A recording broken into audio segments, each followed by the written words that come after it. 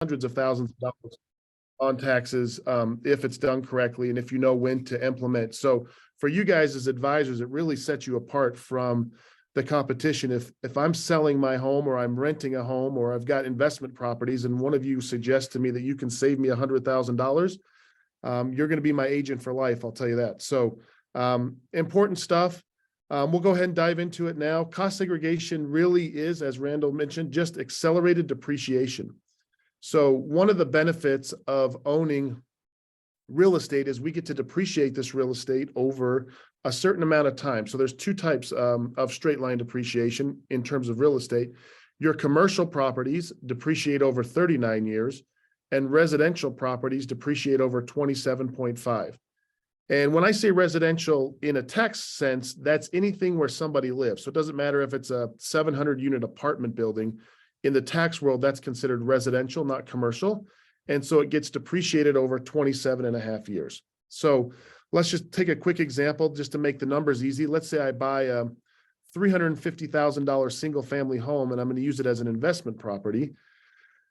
Land is not depreciable, so I have to back out the land value. So let's say land is $75,000. So that leaves me $275,000 of depreciable basis. If I depreciate that over 27.5 years, I'm going to essentially get a $10,000 write-off every year for the next 27.5 years, right?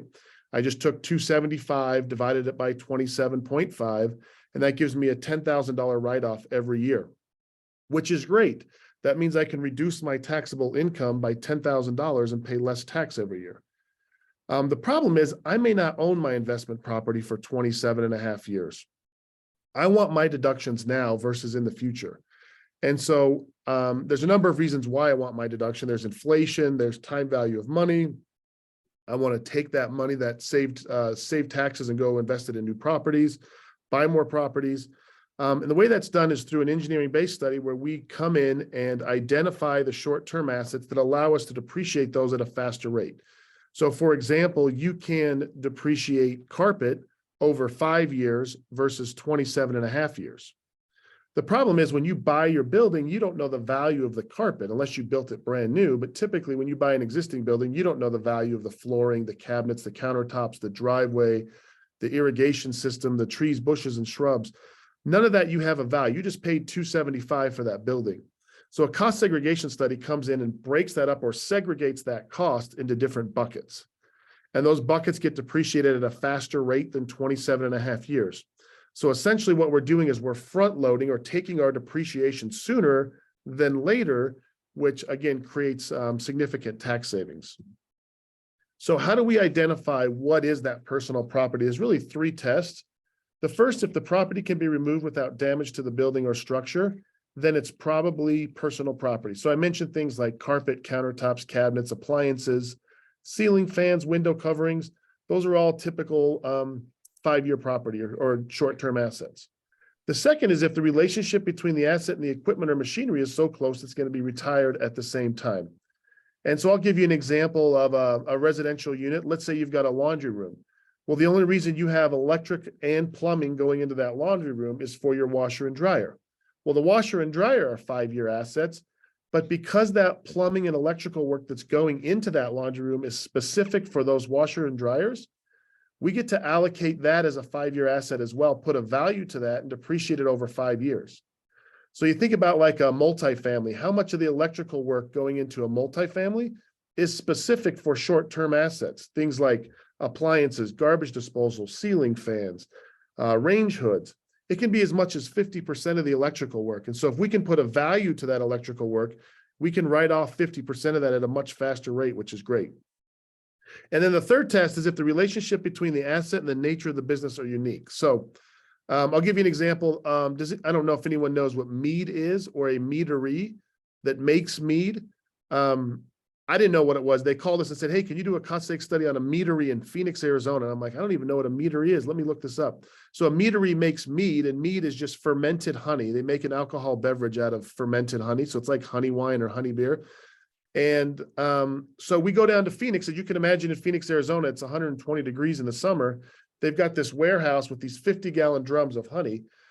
Now they have this specialty cooling equipment to keep that honey cool. Now, normally HVAC is considered part of the building, but because that HVAC is specific to their business to keep that honey at a certain temperature, we were able to reclassify that as equipment and take it at a much faster rate. So those are just some examples of how we determine the different types of personal property. Here's a list over on the right-hand side. I had mentioned before our 5 and 7 year assets, things like carpet, countertops, cabinets, blinds, ports of the lighting, parts of the plumbing, window treatments, removable flooring. In the middle, we've got our land improvements. Those are our 15-year assets, things like parking lots, curbs, gutters, asphalt, storm drains, irrigation systems, retaining walls are a big ticket item. Trees, bushes, and shrubs is interesting. If I was doing a cost seg study on this office building here, I'd actually go out and count all the trees, bushes, and shrubs around the building, put a value to those trees, bushes, and shrubs, and write them off over 15 years versus 39 years in this case, because it's a commercial building.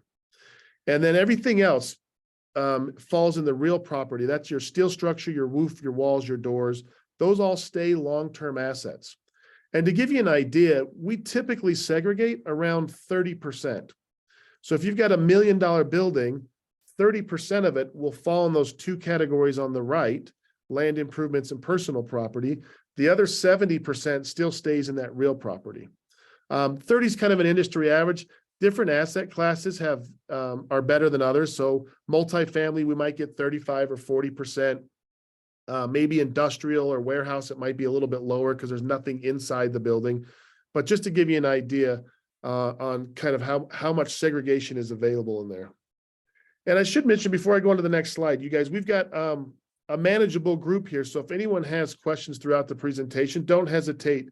As Randall said, unmute yourself. Feel free to interrupt me if you've got questions throughout. I won't take offense to it, I promise. So, all right, continuing on. All right, so there's some additional benefits that come with cost segregation. So hopefully everyone has a basic understanding of what cost segregation is. We're really just accelerating or taking those deductions sooner than splitting them out evenly over 27 and a half or 39 years. So we're front loading our depreciation. Now, some benefits that come with cost segregation. One is something called bonus depreciation. Bonus depreciation basically took cost segregation and put it on steroids, and I'll show you how and why that is the case. Next, we've got catch-up depreciation. This is, I've owned the building for 4 years, never did a cost seg study. Now I've got a tax problem. I've got a lot of income this year. I need some write-offs. I can actually go back and do a cost seg study on my building that I've already had in service. I've already been taking my standard 1/27th of a deduction. I now can do a cost seg study this year, take those deductions this year without having to amend. And I'll walk you through an example of that. Reduction of the recapture on sale. I'll talk you through an example on that. That's probably the question we get asked most by CPAs, especially, is when you sell a property, you pay two types of tax. You pay capital gains tax and you pay depreciation recapture. Depreciation recapture is calculated based on the amount of depreciation you've taken. So I'm sitting here saying, take all your depreciation as much as you can up front. And people will say, wait, when I sell it, don't I just have a bigger tax bill upon sale? And the answer is no. And I'll walk you through an example on how that works. Whoops, sorry, I just lost my screen there. Let me go back here. I can still see it. Oh, you can still see it. Okay, I think I just had a pop-up that got in my way. Let me close this. There we go. All right. And then the last thing, if we have time, we'll talk about partial asset dispositions, and it's just one of the added benefits of being able to write off things at a faster rate. All right, so let's look at a case study. This is a bike shop. It's actually called the Bike Peddler. There's 2 medical suites on the end of this retail shop. Yeah. Just to make clear, this isn't just for commercial property. This is for residential property as well, houses, etc. Yeah, absolutely, yeah. Any revenue generating property. So if you've got any asset that you're charging somebody rent for and creating revenue, it's eligible for depreciation, whether it's your basement apartment or a single family rental home, duplex, commercial, you name it. So good point. This is a bike shop built for 1.3 million, put into service in 2022. Current tax year is 2022. And We go in, we identify the short-term assets. As I mentioned, there was a couple medical suites on the end. That's why this looks like a dental office, not a bike shop, but these are actual pictures from that site visit. We had 5, 7, and 15-year assets. And here's what we came up with. So let me see if I can, this is usually where the presentation goes south because I'm trying to use technology here, but let's see if this works. All right, so over here on the left-hand side, this is your depreciation without cost segregation. So we take the 1.325 million. In this case, we divide it by 39 years because it's a commercial property. We're getting a $33,000 write-off every year for the next 39 years. Again, that's great. These are deductions that come off my taxable income. So let's say I make 133,000 a year in income. Instead of me paying tax on 133, I now only pay tax on 100,000 because I've got this $33,000 deduction here. So that's without cost segregation. Over here in the green section, you'll see across the bottom, we still have that 1.325 of building, but now I've broken it up into 5-year assets at 145,000, 7-year assets, and 15-year assets. The rest of it stays in my 39-year bucket. But by identifying $145,000 worth of 5-year assets, I get to depreciate those over 5 years versus 39 years. My 7-year assets over 7 years, my 15-year assets over 15 years, and then everything else gets depreciated over the 39 years. But by segregating these items out, look what it does to our new depreciation schedule. So in the first year, I only owned the building for half a year, so I only got $16,000 deduction. But by doing a cost seg study, I now got a $55,000 deduction. In year 2, I got a $97,000 deduction versus $33,000. So I increased my deduction in year 2 by $63,000, which at a 35% tax bracket, that creates a $25,000 tax savings. Now look down here, I've kind of summarized the results for you. So in the first year, we increased depreciation by $38,000, created a $15,000 tax savings in year 1. But over the course of the first 5 years, we created a $68,000 tax savings. So pretty straightforward. You see, it's not until year 2037 that I'm actually getting a slightly less deduction. I'm getting $30,000 versus $33,000. But guess what? I've had all this tax savings over here to go buy a new property, go buy a duplex, go buy a single family home, pay down my debt, right? I could do what I want with that money versus letting the IRS hold on to those deductions. I got those deductions. Now at the end of time, if we were to hold this building for 39 years, we're still getting 1.3 in deduction and 1.3 in deduction. It's just I'm front loading it here and taking bigger deductions in these early years versus spreading it out evenly over 39 years in this example. So basic cost segregation, pretty straightforward. Let me close that. Close that. All right, so now let's talk about bonus depreciation because this is where things get real interesting. So we call it super bonus here at our office. I don't think that's a technical term, but basically, the IRS uses bonus depreciation, not only in real estate, but in any asset to stimulate the economy. So if the economy is not doing well, the government says, hey, we want to stimulate the economy. We want to encourage people to go out and buy stuff. So we're going to implement bonus depreciation. And what that means is at the time, let's talk about pre-super bonus. So let's talk about prior to 2017, bonus was at 50%.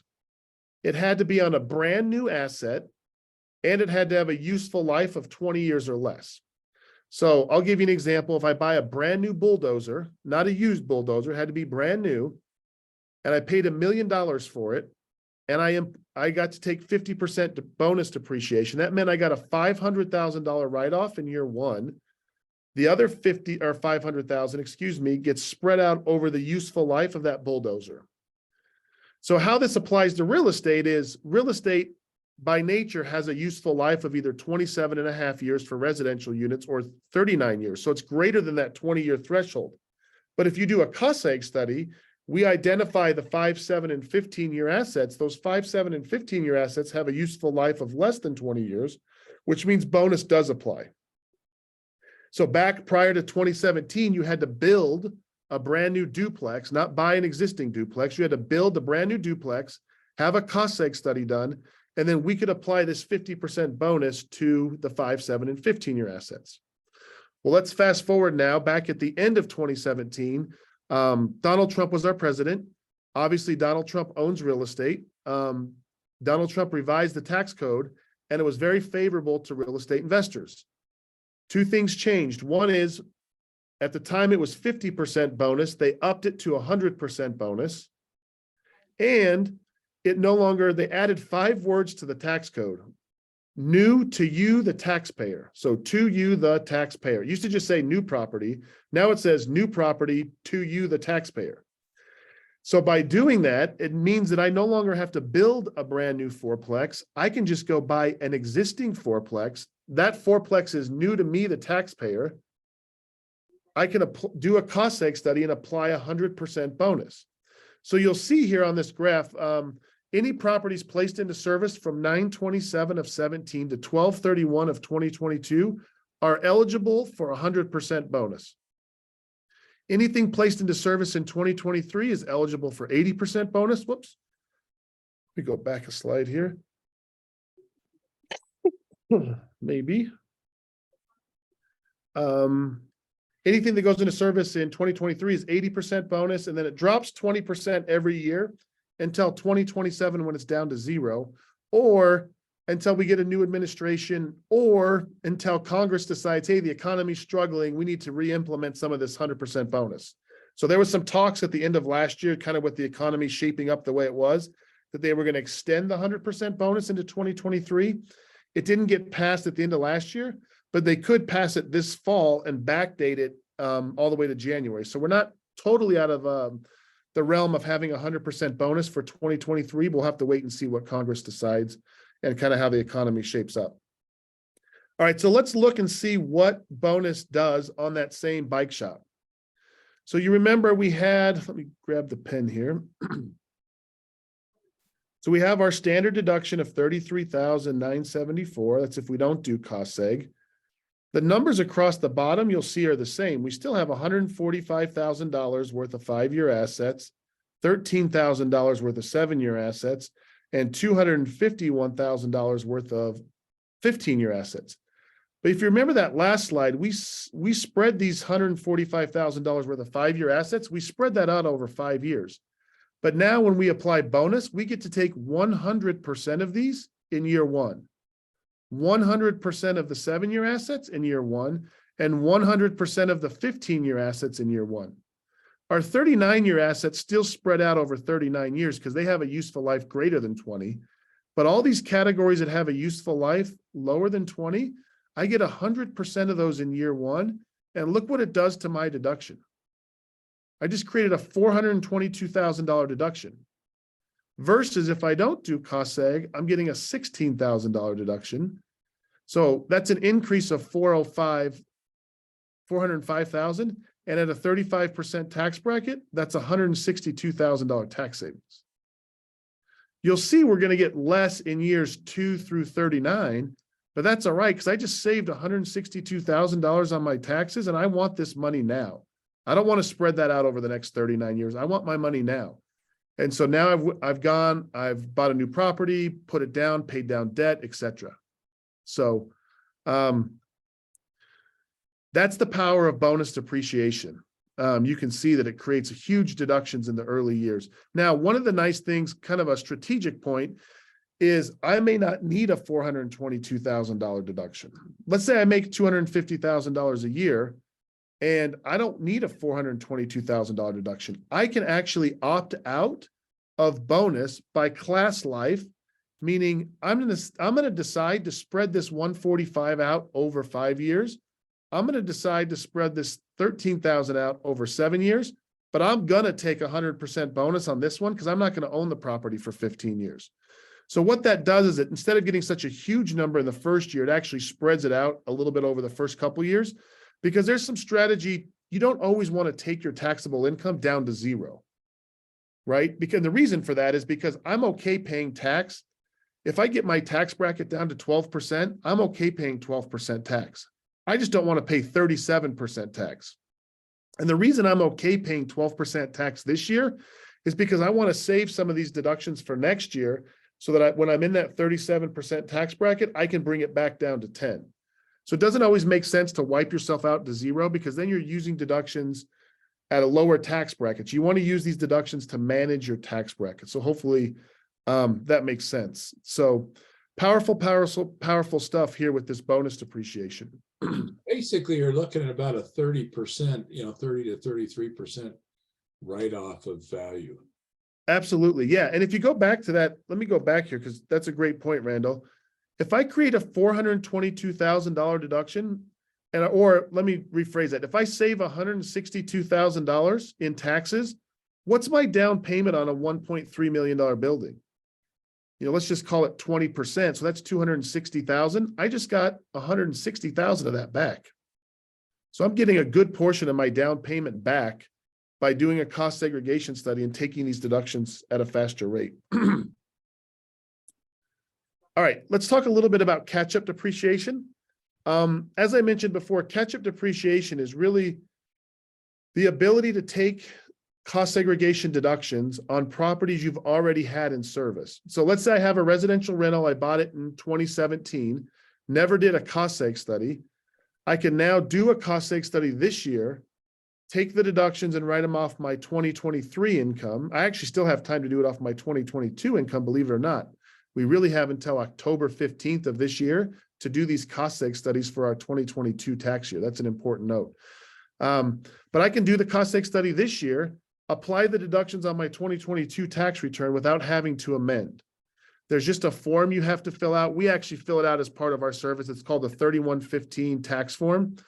And it's interesting because on that form, you're checking a box that says, hey, IRS, I'm going from an impermissible or a wrong method of depreciation to a permissible or the right method of depreciation. And here's the difference. And basically you're telling the IRS, look, I was depreciating my carpet over 39 years or 27 and a half years. I should have been depreciating it over 5 years. Let me fix it. And by fixing it, I get these additional deductions. So this is that same bike shop. I know there's a lot of small numbers here. This is a table from one of our reports. But the only numbers I really want you to look at down here, we've got our bike shop. Remember, it was 1.325 million. Now we're saying that it went into service in 2015. So we've had it in service for 7 years. By doing a cost seg study, we identified that we could have taken 437,000 of deduction, but we were only using our straight line method. So we only took 218, which means we get an additional 218 on the current tax return. That brings us current to the 437. So again, if you've got clients who are investors, if you yourself own properties, have never done cost seg, you meet with your CPA, find yourself with a tax bill this year, you call us and say, hey, Eric, I've owned these 4 properties. I've got a tax bill. Is there anything we can do? And we may be able to go back and do a cost seg study, bring those deductions forward, and create a significant tax savings.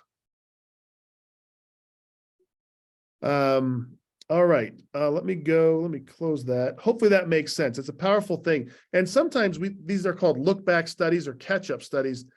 Even on the smaller assets, because you're going to get 6 years of missed depreciation and bring it all forward, sometimes it makes those smaller properties even make sense even more because you're getting a big write-off. So something to keep in mind. So one of the things that you could do is if you sold a property in the last 3 or 4 years, you could, reach back out to those clients and say, hey, are you familiar with, cost segregation? Have you done a cost segregation study? You might be missing out on, some significant amount of tax write-offs, over 6 figures. And you guys will do I'll call it just a look-see like you did for us to see if it's, even viable, correct? Yeah. I would recommend everybody do a look-see or we call it a benefit analysis, but do the benefit analysis because we want to identify and make sure that there's substantial savings before we ever engage a client. We don't ever want anyone to pay for a study if they're not going to save money. So a couple things. One is let's look at the property, and 2, let's get on the phone with your CPA because I do want to point out, typically for me, I'm going to talk about me, not you guys. I'm going to talk about you guys in a second. For me, I'm not a real estate professional. I don't do real estate for a living. I work at Cost Seg Authority. I'm a W-2 employee.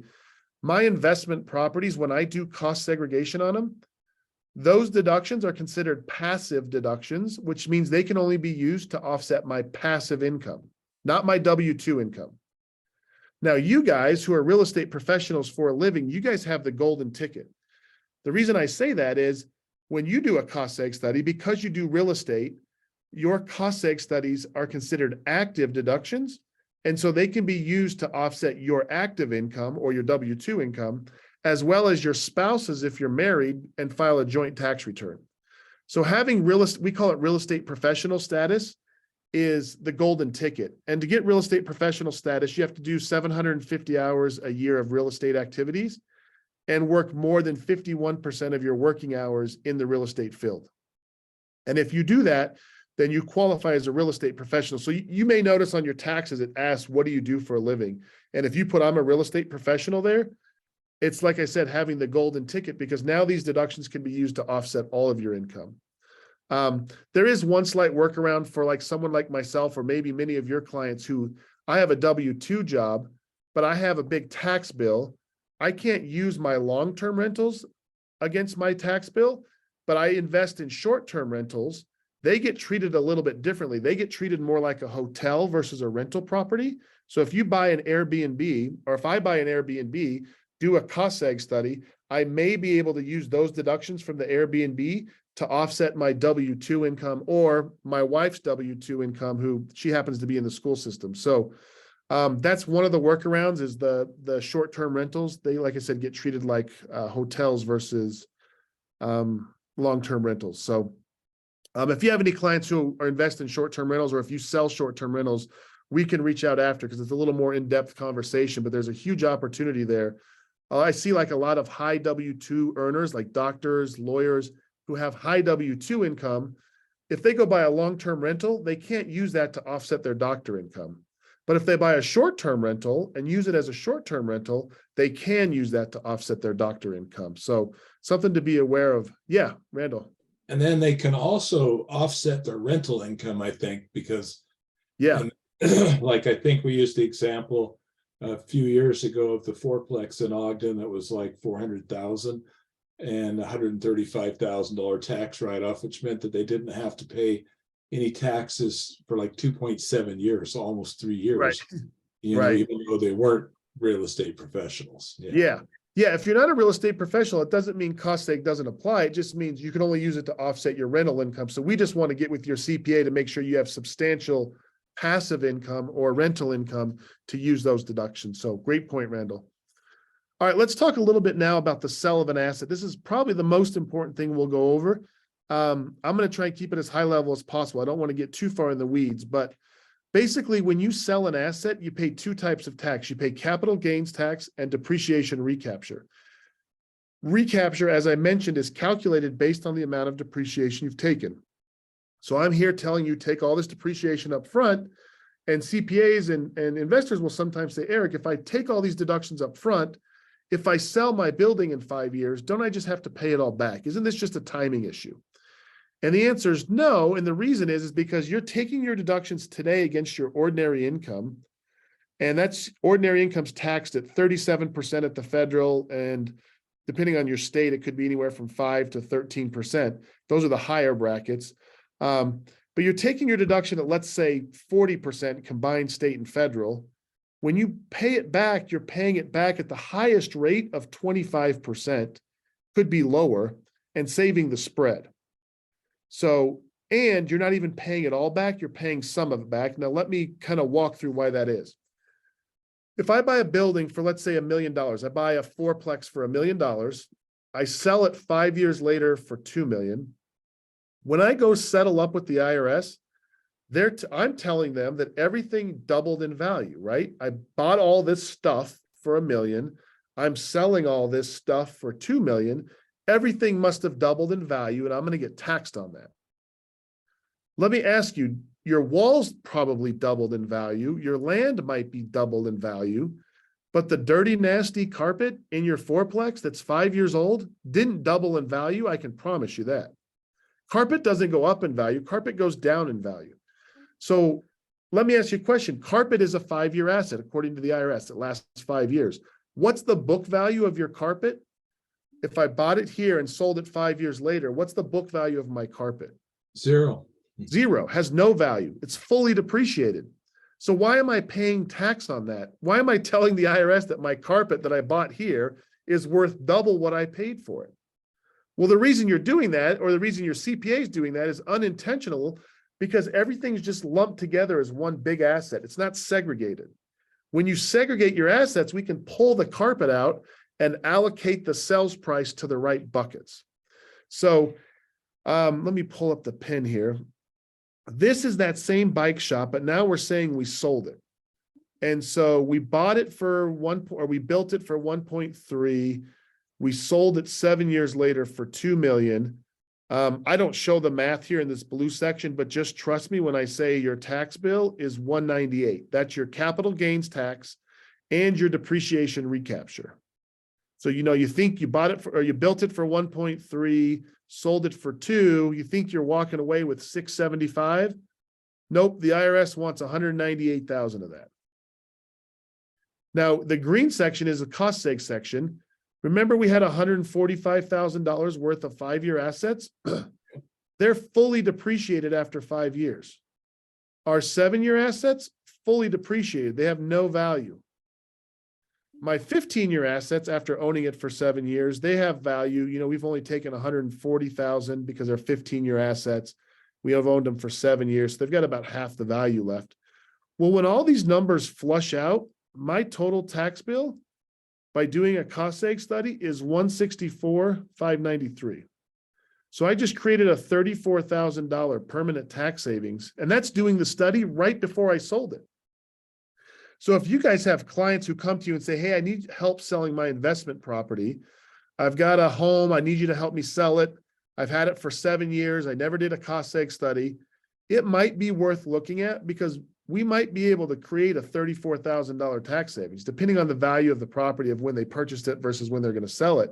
It may be worth doing a cost seg study right before sell to create this tax savings. Remember, all we're doing is allocating the sales price to the right buckets, and we're not selling our carpet, excuse me, for more than we paid for it. And so Eric is very creative on this. So we had a spec house up at the top end of Main Street in Park City, and we were coming up on Sundance.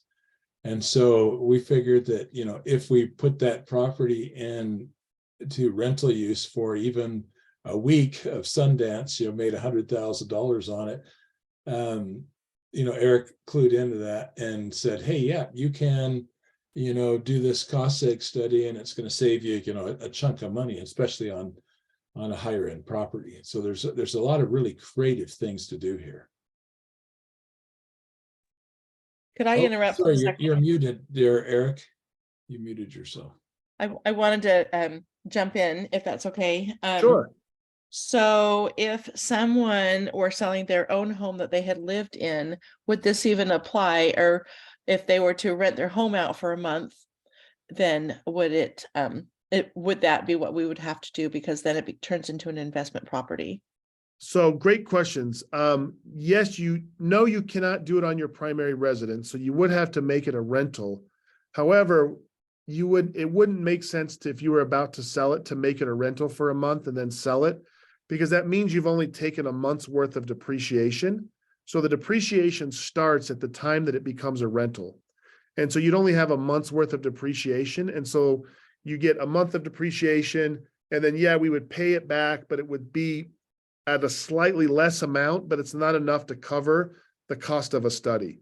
So typically you need to hold the property for at least 2 to 3 years for it to make sense. So if you live in a property and then you decide to move out, make it a rental for 2 or 3 years, then it's probably worth looking at. But if you're only going to make it a rental for a few months, it's probably not going to save you any tax dollars, because remember, use that example of like owning it for 5 years. What's your 5-year property worth after owning it for 5 years? In that example, Claudia, it would be, my 5-year property, we've only owned it for a month, so it still has 4 years and 11 months worth of value.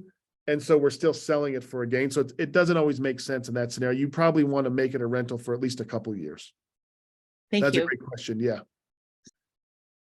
All right. So here, any other questions before we move on? We just have a few more slides and then we'll get you guys out of here.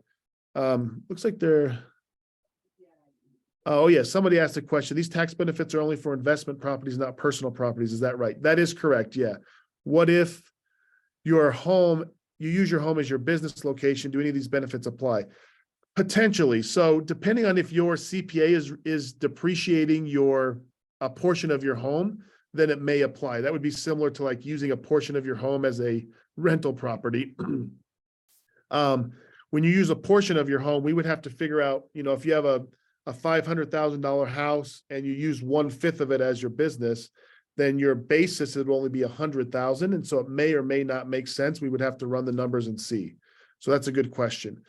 Someone else asked a question about the cost, and I'll get into the cost here in just a second. Give you a heads up. It's usually around anywhere from $2,800 up to $10,000. I know that's a wide range. $2,800 would be for your single family homes. And then $10,000 would be for large office buildings or apartment complexes with multiple buildings, hundreds of units, et cetera. So that'll give you kind of an idea on the pricing there. It looks like David Whitmer's got his hand up here. Oh, yeah, let's see. Yeah, Eric, just a quick question. This is definitely not for me personally, but I do have a client that owns lots of rental properties and all of his income is rentals, and his CPA passed away about 5 years ago, and he hasn't filed taxes in 5 years, and he's panicked and he just wants to stick his head in the sand. And so my question is, obviously he's still going to have lots of write-offs and that will minimize, his income, but is this something that can work retroactive in his favor? Yeah, absolutely. Yep. So all those in our investment properties, we would do cost segs, or we'd run the analysis on each of them, identify which ones are going to give him the biggest bang for his buck. And we start with those ones. And then we just work our way down until we create a big enough deduction to offset any income he may have. And yeah, it doesn't matter that he hasn't filed. We can still do them. Not a problem. A lot of Great. People don't pay any taxes. I mean, it's like, Justin Udy, I think he did some for him, but he's like, Yeah. I don't like paying taxes. I don't pay any. I just buy rental property every year, and it offsets the, his Right. income as a successful agent. But yeah, no, anything that you rent, whether it's your basement apartment, like Eric said, a single family house, duplex, triplex, fourplex, 100 units. I've got a 5-plex that we're just finishing, we bought and we're just remodeling. And so, something like that is what you're looking at. And it gives you a tool for your clients, because like David said, he's got a client, bunch of rental properties, CPA died, hasn't paid any, taxes in 5 years, or hasn't filed in 5 years. Something like this is huge, and it sets you apart as being the expert to your clients. Absolutely. Here in the Valley, in the Salt Lake Valley, I mean, you really can't find a home for less than about, well, you guys are experts. I'm thinking less than about 450, 500,000. If you have a $500,000 home and we just say the land is worth 20%, so we say the land is worth 100,000, that gives you $400,000 of depreciable basis. We do a cost seg study on that. That's going to create $120,000 tax savings. That's going to create $120,000 deduction. And depending on their tax bracket, that could save anywhere from $40,000 to $50,000 in taxes. And that's on your standard, 4-bedroom, 3 bath or house that's $500,000. So, you can add zeros or subtract zeros and see kind of the power of cost segregation, even on smaller properties.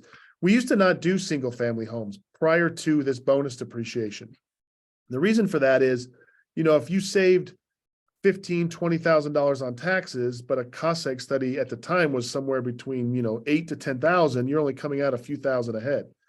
But now with bonus depreciation, we're creating huge deductions. And so it makes sense to look at any property over about $200,000 purchase price is worth running the analysis.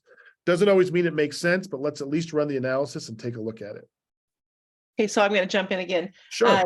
So on this primary residence, they've had a basement apartment, so they could do a cost seg on that part of the home. Is that correct? Yes, as long as their CPA has been treating it that way and taking depreciation on it. So some people will have a basement apartment, but it doesn't always get reported correctly. Oh, And so they're not taking depreciation on it. So it depends on how their CPA has it set up. But yes, as long as they're taking depreciation, we can certainly do a cost seg study and accelerate that depreciation. That's something we just want to double check with the CPA first. Which Great. really, really important because there's a $500,000 exclusion on taxes. So if they haven't claimed, if they haven't claimed it, like Eric said, properly as a rental property, and their house went from 500,000 to 700,000 or 800,000, they probably just want to take the married couple exclusion. Right. Yeah. Because they wouldn't pay tax on that gain either way. Yeah. So good question. All right, let's go ahead and wrap up here. We've got a couple more slides. These are just the different case studies that we talked about today. Remember, we had our first case study where we didn't apply bonus. We created a $15,000 tax savings. That same building, we applied bonus, created a $162,000 tax savings. That same building, we did the cost seg study after owning it for 7 years. We created an $88,000 tax savings. And then that same building where we didn't do a cost seg study until we sold it, that was a $34,000 tax savings. So you can see all these different scenarios on the same building. It's not a matter of if you should do cost seg, it's a matter of when you should do it to maximize the tax savings. And so that's what we're here to help with. We get on the phone with your CPA, but you can see in all these scenarios, we were able to save the client significant taxes. So, all right, let's talk about partial asset dispositions, and then we'll get you out of here. Partial asset dispositions are, if I own a rental property, and let's say I dispose of my roof. So I get rid of my roof, I put a new roof on. When you've had a cost seg study done and we've segregated those different items, so we know the value of the old roof, when you go to replace your roof, we can pull that old value off your depreciation schedule, write it off as an expense because we're retiring or we're getting rid of that piece of equipment or those shingles, for example, put the new roof on and start depreciating the new roof. What I see happen all too often is if you don't do a cost seg study on your depreciation schedule, it just says investment property. And then 2 years later, there's a line item that says roof. Well, what's happening is you're moving along depreciating two roofs at the same time. But that's hard for your CPA to pull out the value of the old roof because it's stuck in that building. It just says investment property. It doesn't say roof. It says investment property. So having a cost seg study done, having everything line item, when you replace the windows, when you replace the cabinets, replace the roof, you can pull those items off. A roof is a 39-year asset. If you've only used it for 2 years, or excuse me, a 27.5-year asset. If you've only used it for 2 years, it still has 25 years worth of value. You get to take that off your books, write it off as an expense, and never pay recapture on it.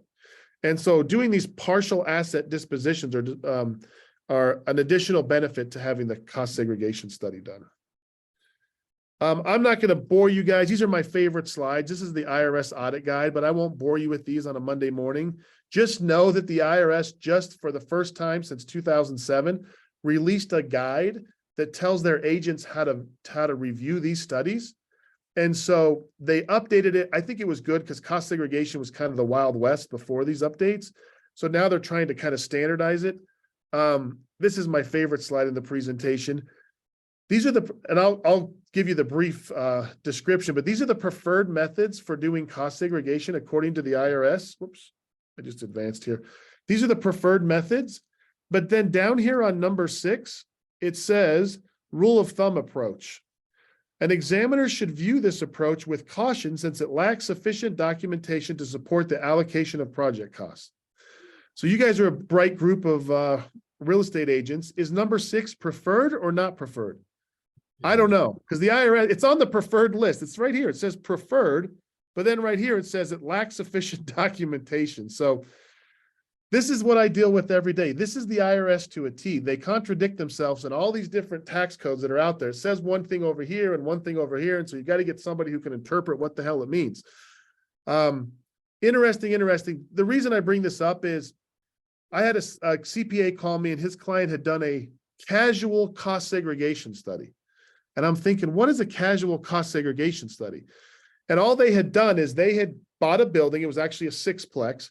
And the CPA guesstimated or rule of thumb and said, well, the parking lot's got to be worth at a minimum $50,000. So we're going to write that off as a $50,000 parking lot. The appliances have got to be worth, well, at a minimum $12,000. Now, first tip, if you are going to do that, don't pick whole numbers. Don't do 12,000. Do like 12,857 because that's the first red flag to the IRS. But second of all, pay to have a study done because those rule of thumb studies, you're usually segregating about anywhere from 8 to 10%. Having a cost seg study done, we're going to segregate 30% because we're actually going to go put a value, not just guess what the value is. We're going to put an actual value. And your tax savings is going to be significantly higher. So it's worth paying the couple $1,000s to have a study done if we can significantly increase the amount of depreciation you get. It's just a simple math equation. So I won't go through these audit guide slides. Last slide here. Couple things to think about. As Randall had mentioned earlier, we always want to do a free benefit analysis. So feel free to reach out if you've got a client who's looking at an investment property, has investment properties. We'll run an analysis. Usually takes us just 24 to 48 hours. We just need a few things like purchase price, address, type of asset. And from there, we can get a benefit analysis to you to give you an idea of what the expected tax savings would be, as well as what the fee would be to get the study done. And then just kind of walk through the process. Once we give them the analysis, if they like the numbers, we get the CPA on the phone, everyone's in agreement, then they'll sign the engagement letter. That moves us forward to the site visit. We do need to do a site visit on these properties. One of the great things that came out of COVID is we can now do these virtually. So it's just like a video conference, similar to like a Zoom call. But we do a site visit either in person or virtually. And then about 3 weeks later, we're going to deliver a 40 to 50 page report to you and your CPA. Most CPAs skip the first 49 pages, go to the last page, which is the revised depreciation schedule. That has all the numbers they need to upload into their tax software in order for you to realize your deductions. And then from there, that's where the tax savings come. So that's kind of the process of cost segregation. Here's our 800 number. Feel free to reach out to us if you guys have any questions. We don't bill by the hour. We're kind of a niche accounting firm. We don't do tax returns here at our firm. We just do cost segregation. So feel free to reach out to us, ask us questions. We work with investors all over the country, CPAs all over the country. So we kind of see the latest and greatest on how these are being treated. And so if you've got a client or yourself are in a situation with real estate and taxes, again, don't hesitate to reach out. We're happy to help any way we can. Take a picture of that screen with your phone, if needed. And in the chat, I also put Eric's. I put your cell phone down, Eric. Sorry, buddy. No, that's fine. Don't feel free. And then also, Randall, I'll get you a copy of these slides and mail them to you. And then if you want to mail them out to your agents, that might be helpful as well, just so they've got a reference. Perfect. No, it's good. I recorded this as well, and Perfect. I'm going to save it. And it's important because sometimes it could potentially be higher than 30%. So, for example, I just bought a fiveplex in Evanston for $135,000, and it's gutted or whatever, and everything is new on it. And obviously the cost for this building, which is quite larger, is much higher than $135,000, And so the cost segregation study would come in higher than that. Would I be correct in saying, Eric? Yeah, because it would be your original purchase price plus any improvements made that we would segregate. So it could be significantly higher. Correct. Okay, and so as Don is saying, you can't see it in the chat. So here's Eric's cell phone as well, which is 602 area code 602 568 0032 602 568 0032 or 1-800 1-800-940-3115. That's 1-800-940-3115. And I think that would be, I'm just putting it in here now. I'm just putting in my perfect. phone number and my email. It's just Eric with a K at costsegauthority.com. So I just put that in the chat for everybody. Perfect. So it's very, very useful tool. It sets you apart, you know, as the professional. You know, there's a lot of competition out there. If somebody's looking to buy a rental property, we want you to be the agent that does it. And if you can say, hey, let me help you buy a rental property, and how about $100,000 plus, you know, tax write-off, you're going to get the deal way before somebody else who just says, I'm cute, pick me. You know, so. And when you look like I do, you have to depend on things. You have to be creative, right? I'm in the same boat, Randall. It's awesome. All right. Well, thanks everyone. Thank you so much, Eric. I appreciate your time. Yeah, absolutely. Thank you guys for allowing me to come on. And like I said, please use this as a resource. You guys have a great group of agents, and we want to be able to help you any way we can. Take Thank care. you. Thank you, Eric. Thank you, Thank you, Randall. guys. Bye. Bye.